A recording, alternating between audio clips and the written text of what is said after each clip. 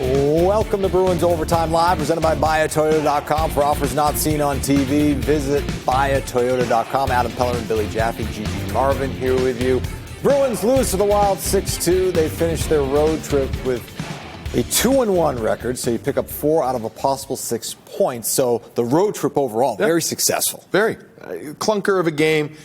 More so as it went on. Again, I'll say, I echo what the guys talked about. The first period was really good, very, very good. But looking at the trip as a whole, totality, I mean, 4 out of 6. We talked about that a few games ago, right?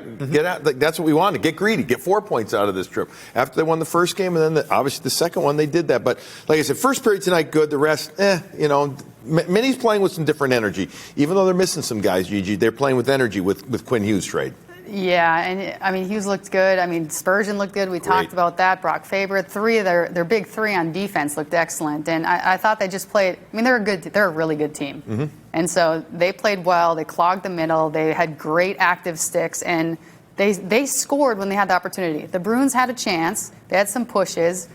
Just couldn't solve Gustafsson. Yeah, the trade went down on Friday night. Hughes made his debut tonight, and obviously a lot of energy in that building. A lot of energy in that building overall, just because the team's been playing very well. Yeah. And you add Quinn Hughes to the mix, and that takes it to another level. And that's what's going to be the case for the team the entire season, right? Because they got some high-end talent, and Hughes just adds some. They gave him a standing O after warm-up. Yeah, coming off, and they're excited there. They're looking at it and they're saying, well, we're in the toughest division in hockey, and we just add one of the best, if not the best, defenseman in the league. You can make the argument, whether it's him or Makar.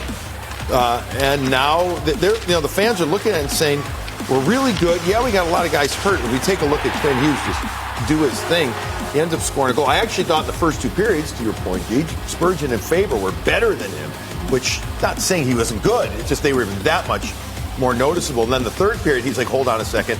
Hold my beer for a second. I go out there and dance around. He ends up scoring this goal. So, a ton of energy, a great vibe there. And the state of hockey is in a good state of mind right now.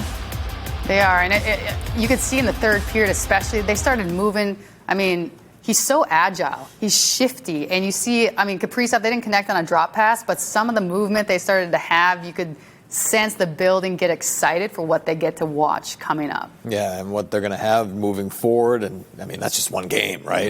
Get a couple more games under his belt.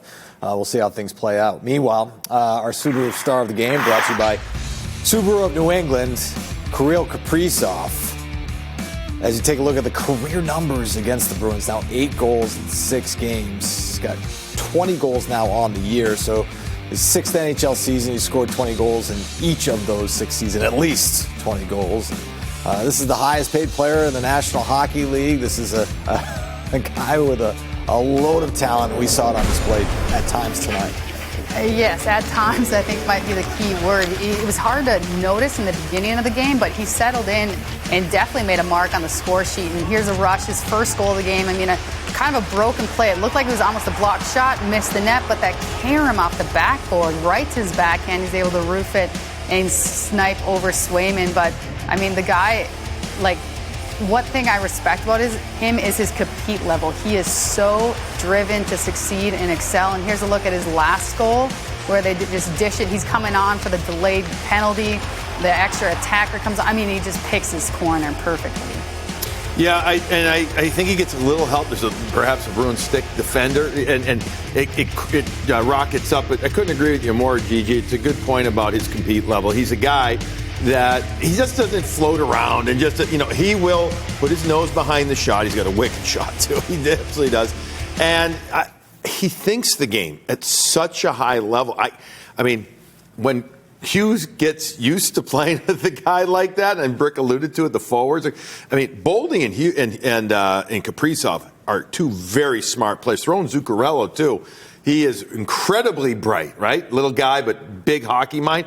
That's a pretty dynamic group of high IQ hockey players playing on that team. 38th multi-goal effort for Kirill Kaprizov in his career. That's second in franchise history, trailing only Marian Gaborik in that category. So he continues to climb the rankings in franchise history. Meanwhile, we talked about the Bruins in the first period. They're down 1-0 after one, but they did have some chances, and you thought maybe moving forward they'd be able to capitalize. Just didn't materialize for them. No, it didn't. The way that they moved in the first, we showed breakouts, we showed neutral zone speed from those breakouts.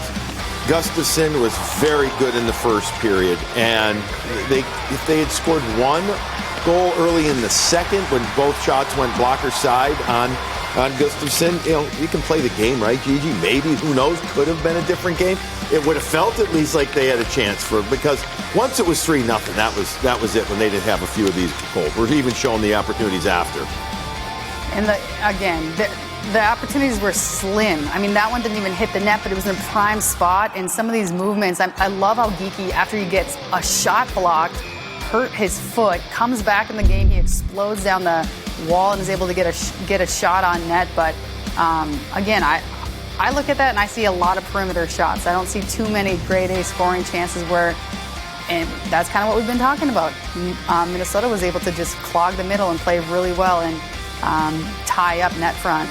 Yeah, we talked about how good Minnesota has been really since November 1st when you look at the numbers in terms of goals against average, when the goalies have been playing well, but team defense tonight was really good as well for them. Oh, yeah. They backtrack well. They reset well, too, in their own zone. They build a perimeter, so to speak. They build a fence, and I thought their interior sticks were excellent.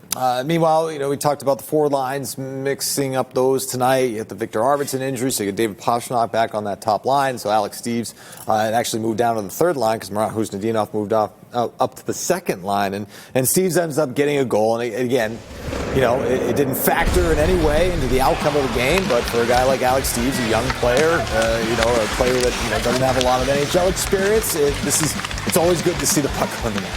I mean, absolutely. He comes in, there's a battled net front, which we talked about. They're in good position, but earlier in the game, Jeannot kind of moved away out of that slot.